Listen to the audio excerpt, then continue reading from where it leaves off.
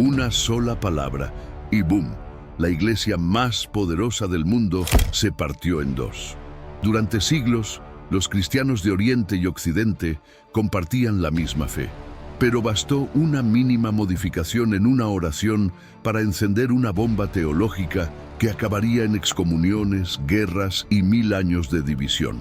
En este video vas a entender cómo el orgullo, el poder y el ego de algunos líderes religiosos dividieron la iglesia en dos bandos, católicos y ortodoxos. Y al final te revelaremos el momento más impactante de esta separación. Un acto silencioso en pleno altar que cambió para siempre la historia del cristianismo. ¿Puedes imaginar un mundo donde la iglesia cristiana fuera una sola? Un tiempo en que todos los cristianos compartían la misma fe, los mismos rituales y reconocían las mismas autoridades. Este no es un escenario hipotético, sino la realidad de los primeros 1000 años del cristianismo. Mientras recorres las antiguas calles de Roma, puedes casi escuchar los ecos de las primeras comunidades cristianas que se reunían en secreto durante las persecuciones. El año es 313 d.C. El emperador Constantino acaba de promulgar el Edicto de Milán, legalizando el cristianismo en todo el Imperio Romano. Multitudes se agolpan en las plazas para presenciar algo que sus antepasados jamás hubieran imaginado: la construcción de grandes basílicas donde antes había templos paganos. La fe, que comenzó con un pequeño grupo de seguidores de Jesús en Jerusalén, ahora se extiende desde Britania hasta Mesopotamia, desde Germania hasta el norte de África. En Constantinopla, la nueva Roma fundada por Constantino, se alza la imponente Hagia Sofía. Sus cúpulas doradas resplandecen bajo el sol mediterráneo, mientras en su interior los fieles participan de la divina liturgia. Miles de kilómetros al oeste, en Roma, otros cristianos celebran la misma fe, aunque con pequeñas variaciones culturales y lingüísticas. En Occidente se habla latín, en Oriente, griego.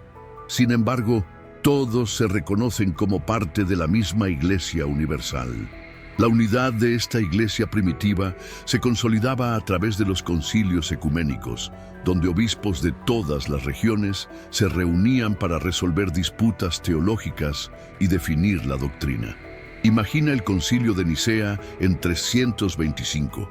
Más de 300 obispos debatiendo intensamente sobre la naturaleza de Cristo, llegando finalmente a la formulación del credo que aún hoy recitan millones de cristianos.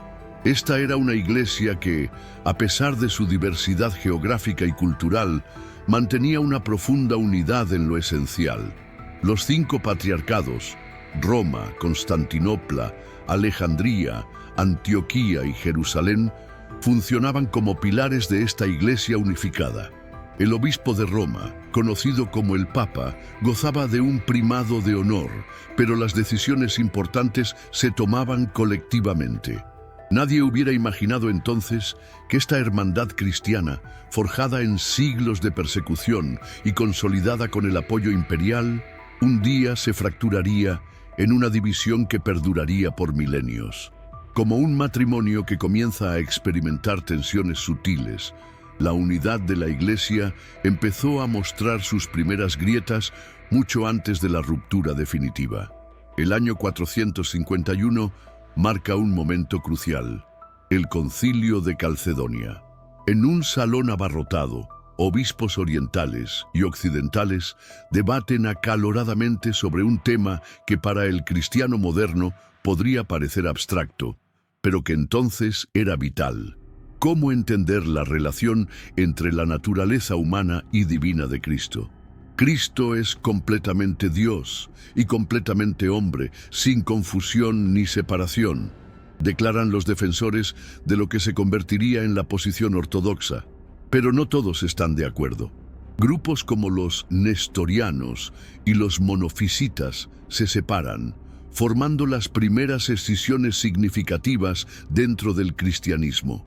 Es como si el gran árbol de la Iglesia comenzara a dividirse en ramas que tomarían caminos diferentes. Mientras tanto, eventos políticos transforman el panorama del mundo cristiano. El año es 476 y el último emperador romano de Occidente, Rómulo Augustulo, es depuesto. El Imperio Romano de Occidente colapsa bajo la presión de las invasiones bárbaras, mientras que el Imperio Bizantino, Romano Oriental, continúa floreciendo con Constantinopla como su joya. Esta división política tendría profundas repercusiones eclesiásticas. Imagina a un cristiano occidental observando cómo su mundo familiar se desmorona, mientras sus hermanos orientales siguen disfrutando de la protección imperial. Las diferencias lingüísticas comienzan a crear barreras de comunicación.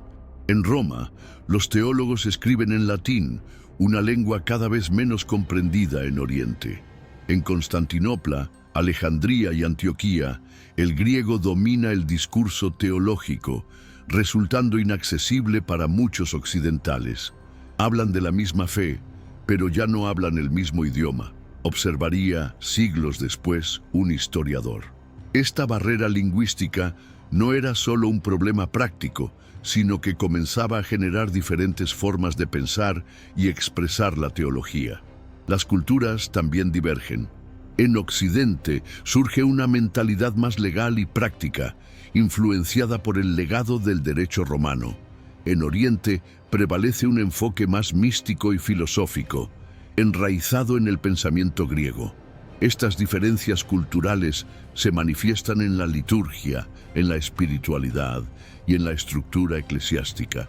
Como dos hermanos criados en ambientes distintos, el cristianismo oriental y occidental comienzan a desarrollar personalidades propias, manteniendo un aire familiar, pero cada vez más distinguibles entre sí.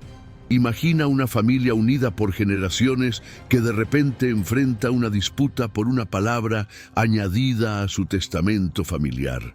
Así fue el impacto del filioque, una pequeña pero explosiva adición al credo niceno-constantinopolitano que se convertiría en uno de los puntos más controvertidos de la división cristiana. La palabra latina filioque significa simplemente «y del Hijo», pero su inclusión cambiaría para siempre el curso de la historia eclesiástica. En un monasterio español del siglo VI, monjes visigodos comienzan a añadir esta palabra al recitar el credo, afirmando que el Espíritu Santo procede del Padre y del Hijo, en lugar de solo del Padre, como establecía el texto original.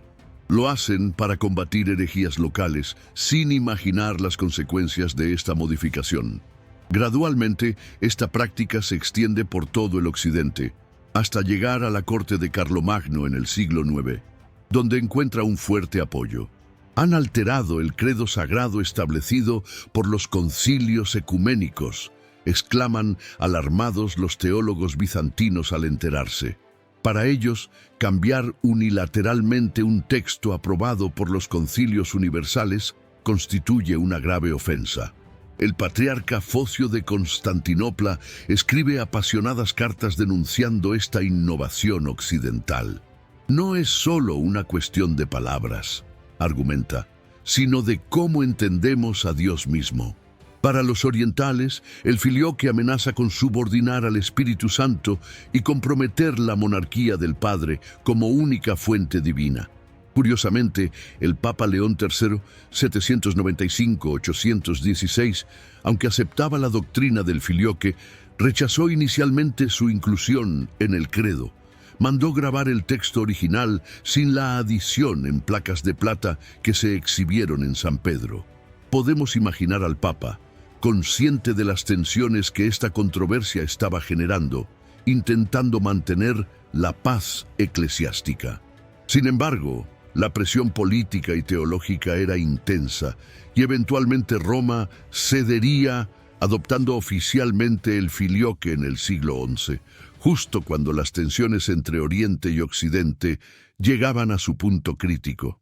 Lo que para muchos fieles podría parecer un detalle teológico abstracto, se convirtió en un símbolo de algo mucho más profundo: la creciente divergencia en la forma de hacer teología y en la autoridad para definir la doctrina. Para Occidente, el Papa tenía la autoridad para aprobar cambios doctrinales. Para Oriente, solo un concilio ecuménico podía hacerlo. El filioque no era solo una disputa sobre la procesión del Espíritu Santo, sino sobre quién tenía la última palabra en materia de fe. Esta controversia aparentemente arcana sería uno de los principales catalizadores del gran cisma que dividiría a la Iglesia por siglos. La Navidad del año 800 marcó un momento que cambiaría para siempre el equilibrio de poder en el mundo cristiano. En la Basílica de San Pedro en Roma, el Papa León III coloca una corona imperial sobre la cabeza de Carlomagno, proclamándolo emperador de los romanos. A miles de kilómetros de distancia, en el esplendoroso Palacio de Constantinopla, la noticia llega como un insulto directo a la emperatriz Irene, quien se considera la única soberana legítima del Imperio Romano. ¿Cómo se atreven?, exclaman los cortesanos bizantinos. Solo puede haber un imperio romano y su capital es Constantinopla. Este acto aparentemente ceremonial desencadenó una profunda crisis política y eclesiástica. Para el mundo bizantino, la coronación de Carlomagno representaba una usurpación, una afrenta a la continuidad del Imperio Romano que ellos habían preservado mientras Occidente caía en manos bárbaras. Para Roma y el mundo franco, significaba la restauración de la gloria imperial en Occidente bajo el auspicio de la Iglesia. Dos visiones del mundo cristiano comenzaban a cristalizarse: una centrada en Bizancio, heredera directa de Roma, y otra emergente en Europa occidental, con el Papa y el nuevo emperador como figuras centrales. El llamado Cisma Fotiano, 863-867, ejemplifica cómo las tensiones políticas se entrelazaban con las eclesiásticas. Cuando el Papa Nicolau I intentó intervenir en asuntos de la Iglesia bizantina, el patriarca Focio de Constantinopla respondió con firmeza. Imagina la escena. Focio, un brillante teólogo y estadista, convoca un concilio en Constantinopla donde denuncia las innovaciones latinas como el filioque y el celibato clerical. El concilio llega a declarar depuesto al Papa, una medida sin precedentes que refleja cuán profunda se había vuelto la brecha. La cuestión fundamental, escribiría más tarde un historiador bizantino, era si el obispo de Roma tenía autoridad sobre los otros patriarcas o si era simplemente primero entre iguales. Para Roma, el Papa era el sucesor de Pedro, con jurisdicción universal sobre toda la Iglesia.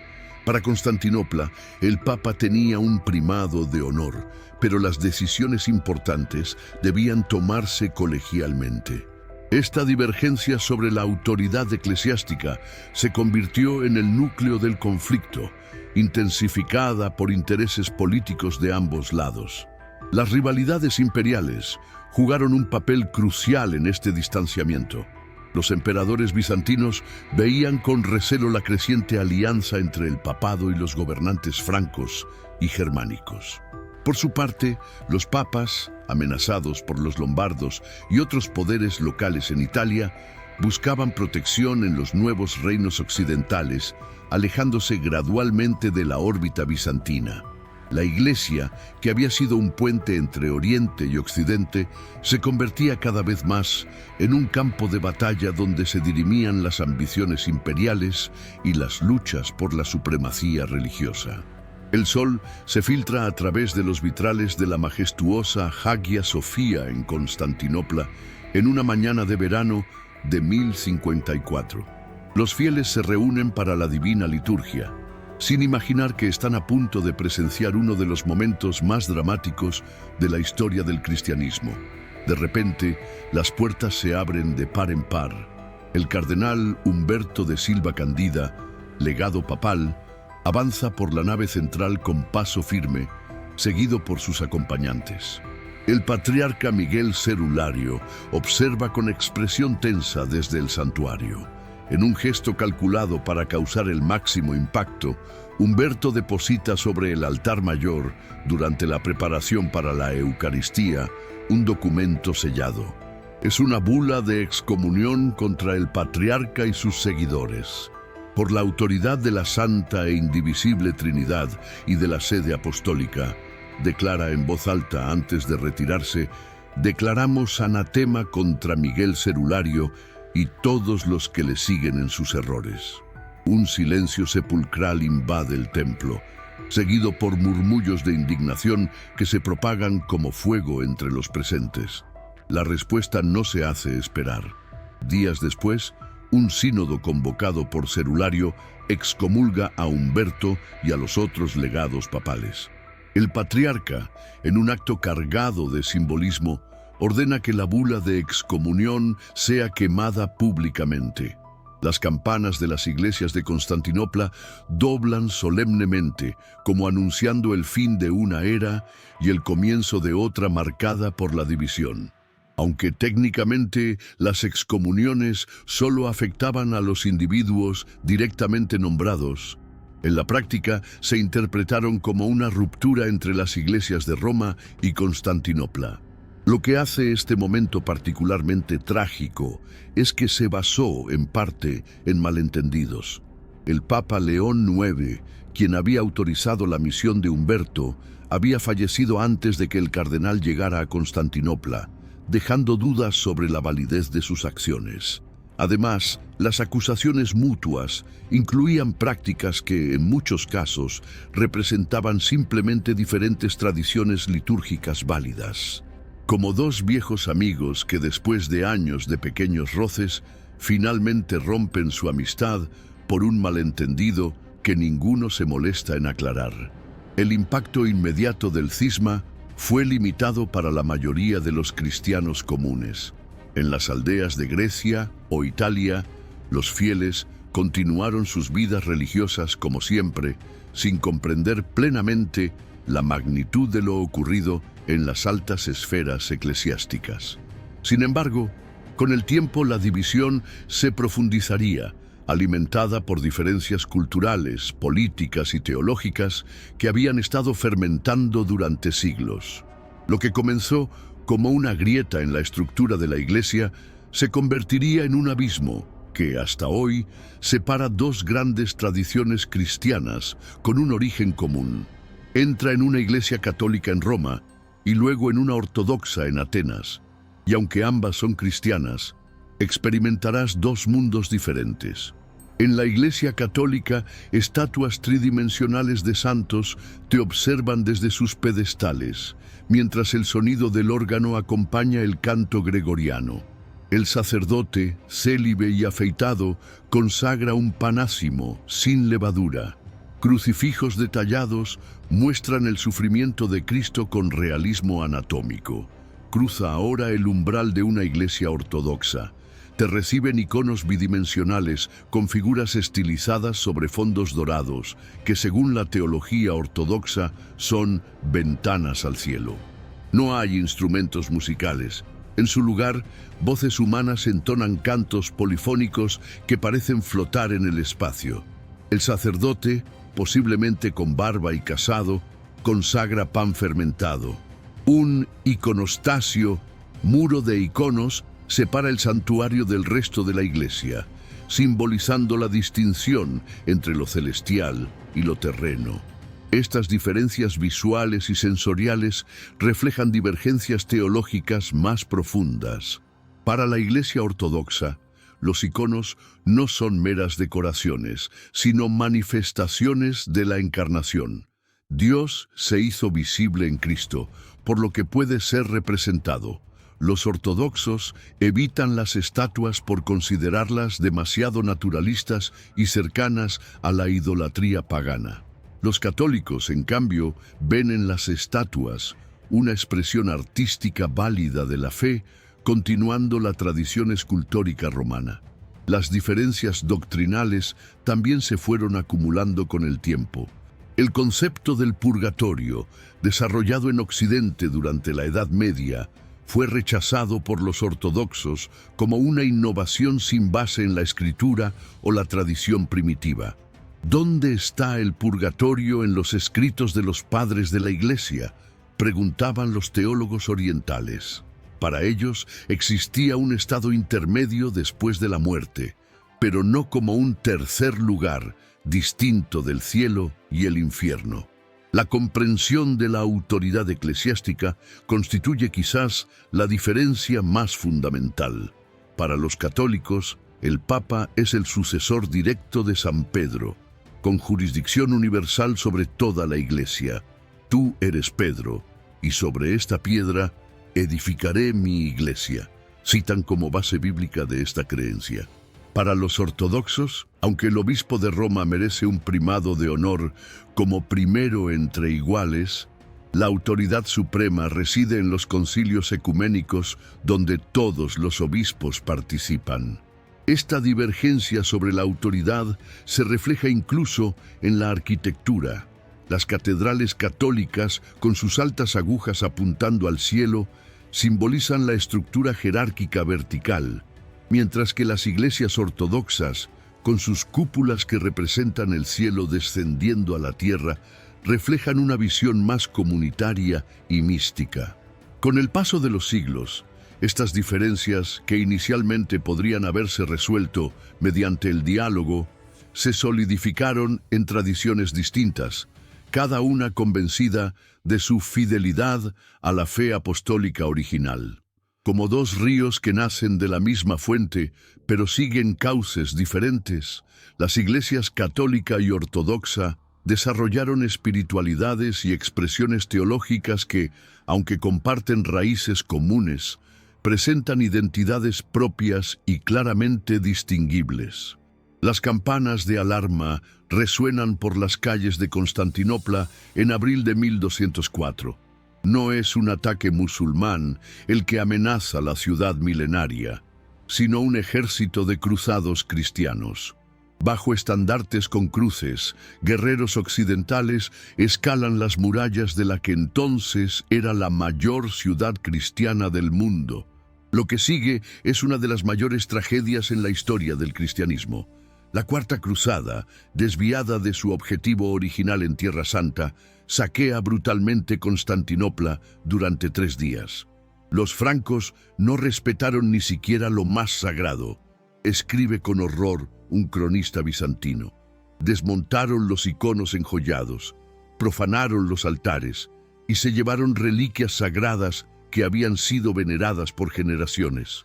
Imagina la escena: soldados occidentales arrancando perlas y piedras preciosas de iconos antiguos, derritiendo cálices de oro para dividirse el botín, mientras monjes y sacerdotes ortodoxos observan impotentes. La magnífica Hagia Sofía, el templo más espléndido de la cristiandad, es despojada de sus tesoros acumulados durante siglos. Para los cristianos orientales, esta traición fue imperdonable. Preferimos el turbante del sultán a la mitra del papa. Llegaría a ser un dicho común siglos después, reflejando cuán profunda fue la herida. La Cuarta Cruzada transformó lo que hasta entonces había sido principalmente un cisma teológico y político en una ruptura emocional. El recuerdo de caballeros cristianos occidentales saqueando iglesias orientales grabó en la memoria colectiva ortodoxa una desconfianza que perduraría por siglos. La caída final de Constantinopla ante los otomanos en 1453 marcó otro punto de inflexión. Mientras el último emperador bizantino, Constantino XI, moría valientemente defendiendo las murallas de su ciudad, muchos en Occidente permanecieron indiferentes. Los pedidos desesperados de ayuda habían sido condicionados a la reunificación de las iglesias, algo que la mayoría de los ortodoxos consideraba una capitulación teológica inaceptable. Tras la conquista, el sultán Mehmed II permitió a los cristianos ortodoxos mantener su fe, pero bajo restricciones. El Patriarcado de Constantinopla continuó existiendo, pero como una institución subordinada al poder otomano. Durante los siguientes siglos, mientras la Iglesia Católica experimentaba la Reforma, la Contrarreforma y la Ilustración, la Iglesia Ortodoxa vivía bajo dominio musulmán, o, en el caso de Rusia, desarrollaba su propia tradición distintiva en relativo aislamiento de Occidente. Esta divergencia de experiencias históricas profundizó la separación. Donde los católicos tenían universidades escolásticas que sistematizaban la teología, los ortodoxos preservaban su fe en monasterios que enfatizaban la experiencia mística y la continuidad con la tradición patrística. La luz del sol mediterráneo baña la terraza del Monte de los Olivos en Jerusalén el 5 de enero de 1964. Dos figuras vestidas de blanco se abrazan ante las cámaras del mundo, el Papa Pablo VI y el Patriarca Ecuménico Atenágoras I. Es el primer encuentro entre un Papa y un Patriarca de Constantinopla desde antes del cisma, 910 años atrás. Que este encuentro sea el primero de una larga serie, declara emocionado Pablo VI. Hemos estado separados durante siglos. Ahora nos encontramos de nuevo como hermanos, responde Atenágoras con lágrimas en los ojos. Este histórico encuentro marcó un punto de inflexión en las relaciones entre católicos y ortodoxos. Un año después, el 7 de diciembre de 1965, ambos líderes anunciaron simultáneamente, en Roma y Constantinopla, la revocación mutua de las excomuniones de 1054. Es importante entender que este acto no reunificó las iglesias, pero sí removió un obstáculo significativo para el diálogo, como dos viejos adversarios que después de décadas de enemistad, finalmente se dan la mano sin por ello convertirse inmediatamente en amigos íntimos. Los esfuerzos de reconciliación no comenzaron en el siglo XX. Ya en el siglo XIII, el Concilio de León, 274, intentó restablecer la comunión entre las iglesias. Imagina la escena: legados bizantinos, presionados por la amenaza musulmana, aceptan formalmente la supremacía papal y el filioque. El emperador Miguel le hizo paleólogo, buscando desesperadamente ayuda occidental contra los turcos, fuerza esta unión. Sin embargo, el pueblo y el clero ortodoxo la rechazan masivamente al considerarla una imposición política. La Unión de León murió con el emperador que la promovió, escribiría un historiador. El Concilio de Florencia, 1439, representó otro intento. Durante meses, teólogos católicos y ortodoxos debatieron cuestiones como el filioque, el purgatorio y la autoridad papal. Finalmente alcanzaron compromisos que parecían aceptables para ambas partes. Regocijémonos, cielos, y exulta, tierra, proclamaba el decreto de unión. Sin embargo, al regresar a Constantinopla, los delegados orientales enfrentaron una feroz oposición. Mejor el turbante turco que la tiara papal, declaró el gran duque Lucas Notaras, reflejando el sentimiento popular. Esta unión también fracasó y Constantinopla caería ante los otomanos apenas 14 años después. En tiempos modernos, el diálogo teológico ha avanzado significativamente. En 2016, el Papa Francisco y el Patriarca Kirill de Moscú se reunieron en Cuba, el primer encuentro entre un Papa y un Patriarca de Moscú en la historia. Comisiones teológicas mixtas han producido documentos que buscan superar antiguas controversias. No somos competidores, sino hermanos, declaró el Papa Francisco. Sin embargo, los desafíos permanecen. Cuestiones de autoridad eclesiástica, tensiones geopolíticas entre Oriente y Occidente y siglos de desarrollo teológico separado no pueden resolverse con un simple apretón de manos. En una pequeña capilla en Taizé, Francia, jóvenes católicos y ortodoxos cantan juntos himnos en latín y griego. Sus voces se entrelazan en armonía trascendiendo las barreras históricas que dividieron a sus iglesias hace casi 1000 años. No están negando sus diferencias, pero han encontrado un espacio común para la oración y el encuentro. Esta escena contemporánea nos invita a reflexionar. ¿Qué podemos aprender de la larga historia del cisma entre Oriente y Occidente? La primera lección es sobre la comunicación. Muchas de las controversias que separaron a las iglesias se agravaron por malentendidos lingüísticos y culturales. Cuando los teólogos orientales y occidentales usaban términos como procesión o primado, a menudo tenían diferentes marcos conceptuales en mente. Como dos personas que utilizan la misma palabra con significados distintos, el resultado fue confusión y sospecha mutua. En un mundo cada vez más globalizado pero fragmentado, esta lección sobre la importancia de la comunicación intercultural resuena con fuerza. El cisma también nos enseña sobre el peligro de mezclar religión y política. La coronación de Carlomagno, las ambiciones territoriales de los normandos en el sur de Italia, las cruzadas, los intereses comerciales de Venecia, todos estos factores políticos exacerbaron tensiones que, de otro modo, podrían haberse resuelto teológicamente. Den al César lo que es del César y a Dios lo que es de Dios, enseñó Jesús.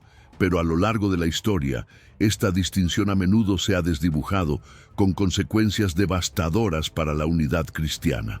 Paradójicamente, la división ha producido una diversidad que muchos consideran enriquecedora.